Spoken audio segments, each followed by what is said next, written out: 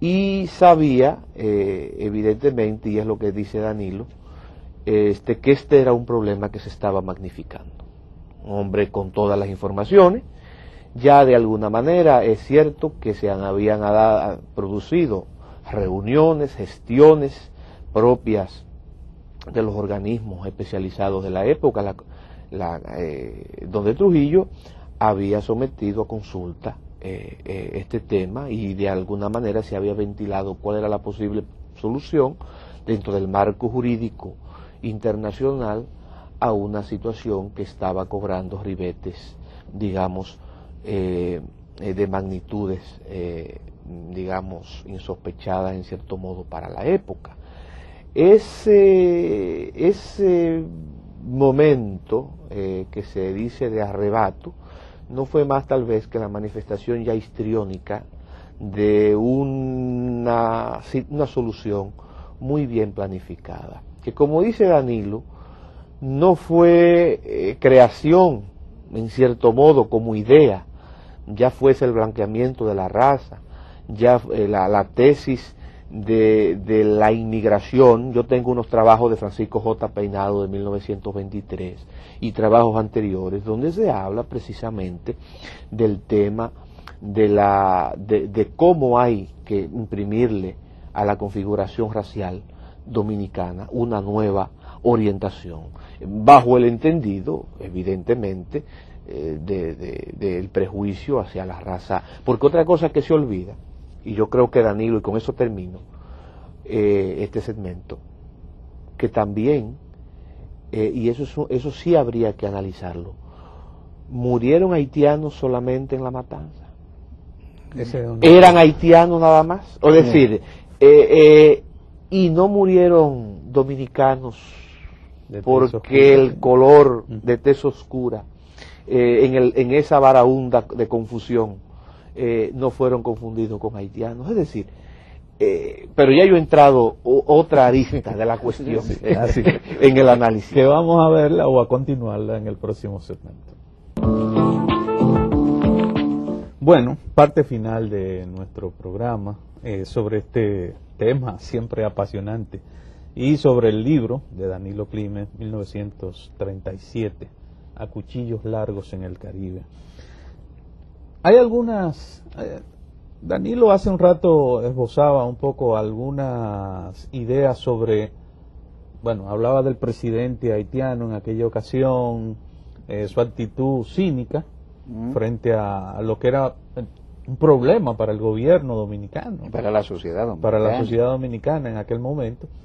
Entonces, existe lo que se ha llamado culpas haitianas en relación a este fenómeno particularmente. Yo creo que sí. Está eso en que los haitianos no quieren tratar el tema, porque fíjate, hablar de migración y hablar de cómo deben ser tratados, por ejemplo, los haitianos han querido que nosotros documentemos a gente que ellos no han documentado, porque el haitiano que emigra famélico ni está documentado y allá no se sabe ni cuándo nació, ni de dónde viene, entonces no lo podemos hacer nosotros, es un peso para nosotros. Los haitianos no gastan un centavo en preservación de sus fronteras. Para ellos todo el que quiera salir se puede ir, entonces eso ya de por sí es una responsabilidad. Y en este caso de las matanzas... Una actitud que tú entiendes que es desde aquella época. Sí, desde siempre. Especialmente desde aquella época. No, y tal vez algo más grave, Danilo. Y ha seguido. Tal vez algo más grave, que yo pienso que es una lección para el presente y para el futuro. La manipulación que yo siempre insisto se ha hecho del episodio en función de seguir alimentando intereses muchas veces opuestos a que haya una relación realmente de respeto y de armonía entre los dos países. Significo en este caso, por ejemplo, el abordaje que se ha hecho desde la narrativa del acontecimiento del episodio del 37. Por ejemplo, tú lees una novela como Cosecha de Huesos, de Edwin Danticat, y te das cuenta precisamente de que lo que se quiere en cierto modo es como querer explotar hasta la saciedad un sentimiento de culpabilidad, es decir, por parte. Entonces, evidentemente, esa es podríamos, y yo creo que no hay ningún interés por parte de ningún historiador o intelectual serio dominicano en justificar ese horror, sino en querer decir que también esa inmigración haitiana del momento, ese descontrol que todavía hoy continúa y persiste, esa inmigración famélica que Danilo es también culpa de los políticos haitianos y de la clase, de una clase que allí parece no estar interesada en la solución realmente real de los problemas que afectan a la gente. El remedio injustificable, pero la enfermedad o el problema real. Sí, fíjate, pues yo siento que el problema debemos verlo de una perspectiva, en ese sentido. Si no hay responsabilidad en tú detener a grupos que tú sabes que están vulnerando la soberanía del Estado vecino, porque una gente que entra sin llenar requisitos vulnera la soberanía del Estado vecino. Incluso hacerlo como una política informal premeditada, que así es que se ha planteado, ya de eso de por sí es una gran irresponsabilidad que fomenta problemas. No hay una frontera en el mundo que no haya sido trazada con sangre. Eso no justifica el crimen.